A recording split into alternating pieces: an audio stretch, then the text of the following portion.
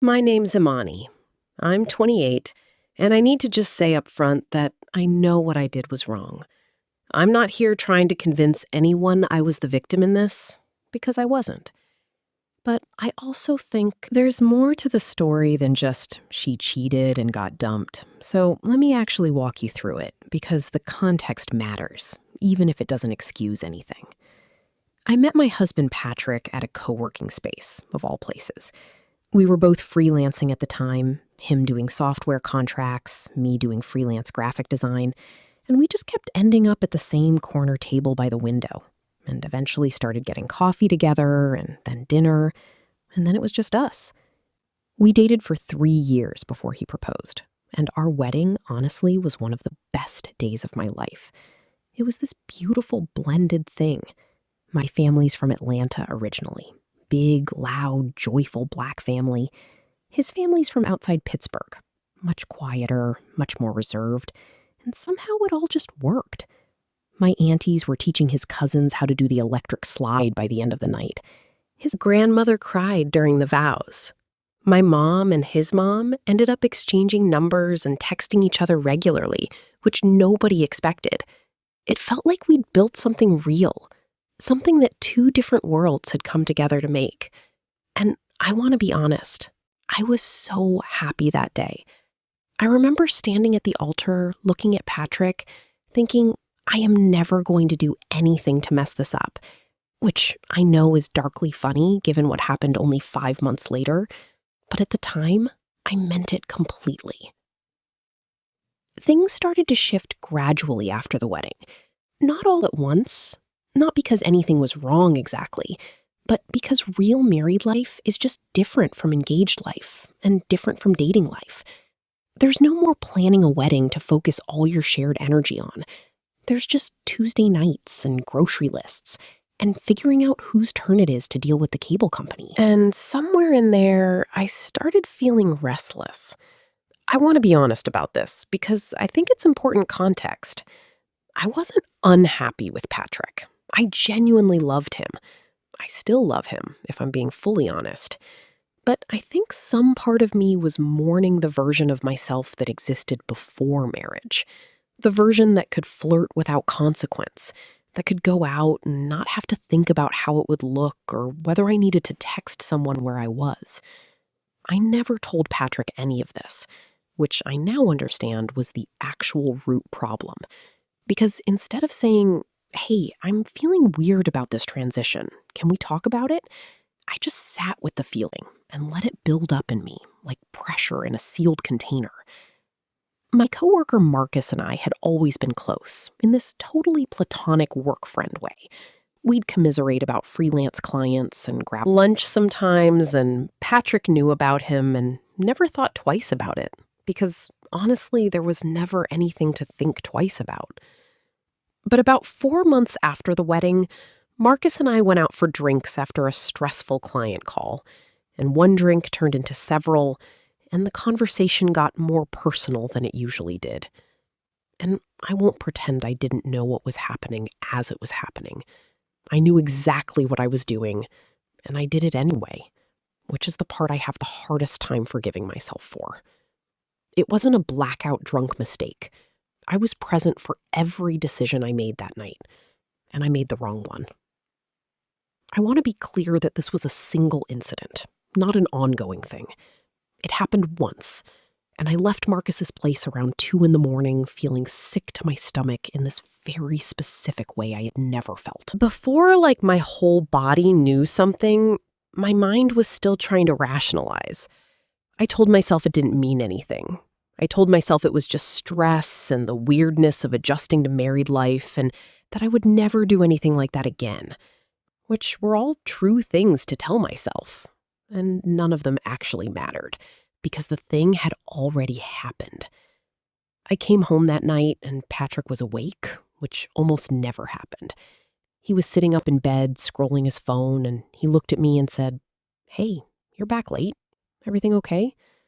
And I said, "Yeah, just lost track of time with Marcus and work stuff." And he said, "Okay," and went back to his phone. And I lay there next to him that night, feeling like the worst person alive. staring at the ceiling, running through every version of how I could tell him, or whether I should tell him at all.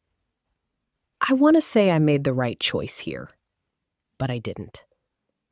I decided not to tell him. I told myself it would only hurt him for nothing, that it was a one-time mistake that would never happen again, and that confessing would just be selfish on my part, a way to unload my guilt onto him and make him carry it too, which I know now was just a more sophisticated way of protecting myself. The weeks after that were honestly some of the hardest of my life. Not because anything outwardly changed, but because I was carrying this thing around constantly. I started being weird with my phone, turning it face down, stepping outside to take calls that didn't need to be taken outside, deleting texts I didn't even need to delete. The normal stuff people do when they're hiding something, even when there's nothing left actively happening to hide.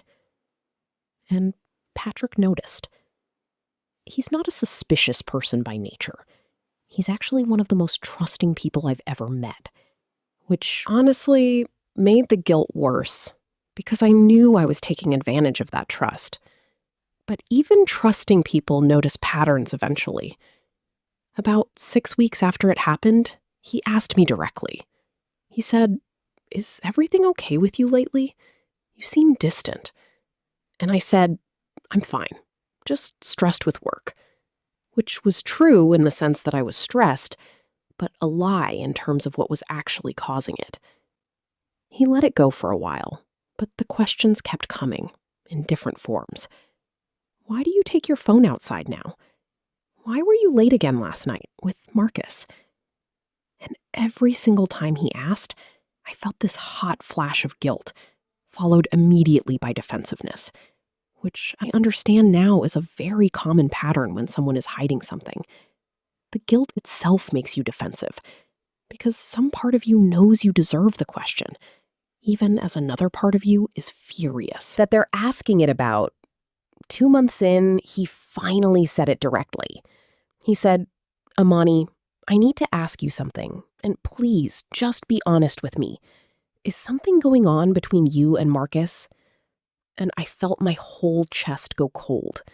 And instead of telling him the truth, which even in that moment I knew was the right thing to do, I did something so much worse. I got angry. I turned it around on him. I said, "Are you serious right now? You're accusing me of cheating because I have a work friend? That is so insecure, Patrick. I can't believe you don't trust me." And I want to be honest here. I knew I was lying as the words came out of my mouth. I knew exactly what I was doing. I was using his trust in me as a weapon against the one moment he tried to act on his doubts. And it worked. Patrick immediately backed off. He apologized. He said, "You're right. I'm sorry. I don't know why I said that." And I remember feeling this brief surge of relief, followed almost instantly by a deeper wave of shame. Because I had just watched my husband apologize to me for correctly suspecting that I had betrayed him. I told myself in that moment that this was actually the kindest thing I could do. Protect him from a truth that would only hurt him. Keep the relationship intact by simply making sure he never found real proof. Which is such a twisted way to think about loyalty looking back on it now. But at the time, it felt almost noble. Like I was sacrificing my own guilt to spare his feelings. The next several months were this strange performance of normalcy. I threw myself into being the best version of a wife I could be. I cooked more, I planned date nights. I was more affectionate than I'd been in a while. And Patrick responded to all of it warmly. He had no reason not to. From his perspective, his wife, who he'd briefly and incorrectly suspected of something, was simply showing up more for the marriage. And I let him believe that was the full explanation. Marcus and I went back to being strictly professional after that night. We never spoke about what happened directly.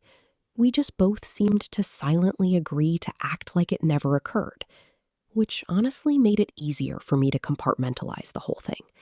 Like if neither of us said it out loud, maybe it hadn't fully happened.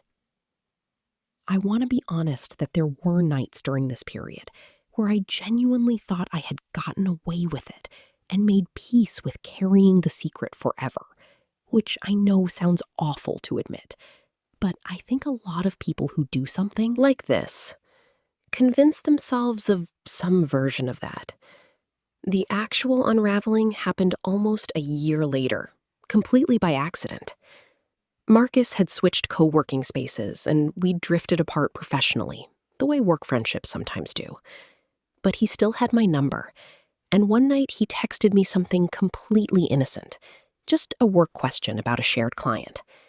And Patrick happened to be sitting right next to me when the text came through.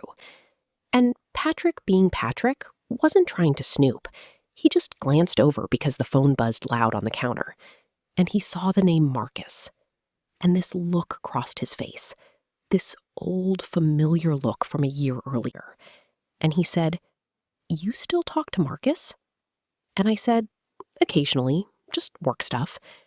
And he got quiet in this way that felt different from before, more resigned than suspicious, like he was looking at evidence he'd already decided not to trust himself about a year ago and was now reconsidering that decision.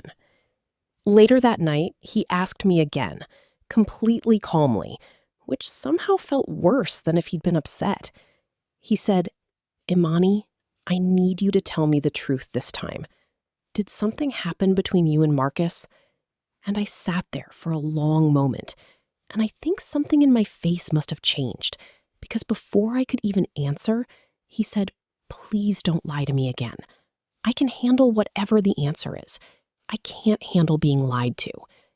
And something about the specific way he said it broke through whatever wall I had built around this secret for a year. And I told him. I told him everything. The drinks, the night, the single incident, the year of small lies that followed it. And watching his face change while I talked is something I will never be able to fully describe. It wasn't dramatic. He didn't yell. He didn't throw anything. He just got very still and very quiet. And when I finished, he sat there for what felt like forever. And then he said the thing that actually broke me, which was, "You let me apologize to you for asking the right question."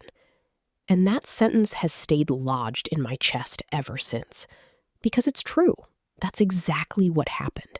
I made him feel crazy for correctly sensing something was wrong. I want to say I handled what came next with grace, but I didn't. I tried to explain the context, the post-wedding restlessness, the pressure I'd been carrying alone. And while all of that was true, I think some part of me was still trying to make him understand why what I did made a kind of sense, which is its own form of not fully taking responsibility. He listened to all of it very calmly, and then he said, "I'm not interested in understanding why right now. I just need to figure out if I can be married to someone who lied to my face for a year while I apologize to her for not trusting her enough." Patrick moved into his brother's spare room 2 days later. He wasn't dramatic about it. He packed a bag calmly and said, "I need time, and I need to not be in this house right now." And I let him go, because honestly, what argument did I have left? The weeks that followed were excruciating in a very specific, quiet way. He answered texts, but only logistics, nothing personal. He came by once to get more of his things while I was conveniently not home, which I think was intentional on his part. Our families, who had blended so beautifully at the wedding, now existed in this awkward limbo. My mother kept asking what happened, and I finally told her a version of the truth. And she just sighed and said, "Baby, why?" And I didn't have a good answer. His mother, who used to text my mother regularly, stopped responding to her altogether, which my mom took surprisingly hard, given how short their friendship had been. Patrick filed for divorce about 3 months after that conversation in the kitchen. He was quiet and methodical about it, the way he is about most things. No big fight, no dramatic final confrontation, just a lawyer's letter and a series of logistics conversations about the apartment and our joint accounts. And it was almost worse than if he'd screamed at me, because the absence of anger felt like the absence of anything left to fight for. I tried one more time, about a month into the process, to talk to him. Really talk, not about logistics. And he agreed to meet me at a coffee shop, the same kind of place where we used to sit at the co-working space all those years ago, which felt almost cruel in its symmetry. And I remember getting there early and rehearsing what I wanted to say in my head probably a dozen times, trying to find some version of it that didn't sound like an excuse. And when he walked in, he looked tired in a way I hadn't seen on him before. Not angry, just worn down. And we sat across from each other with our coffees going cold between us. And I spent the whole conversation trying to explain how much I'd grown, how seriously I was taking everything. The therapy, the work I'd been doing on understanding why I did what I did. And he listened patiently. He's always been a good listener, even when it would have been easier for him not to be. And then he said, "Amani, I don't actually doubt that you're sorry. I believe you're sorry. What I can't get past is that you watched me doubt myself for a year over something that was true. And you let me. You actively participated in making me feel unstable for noticing something real.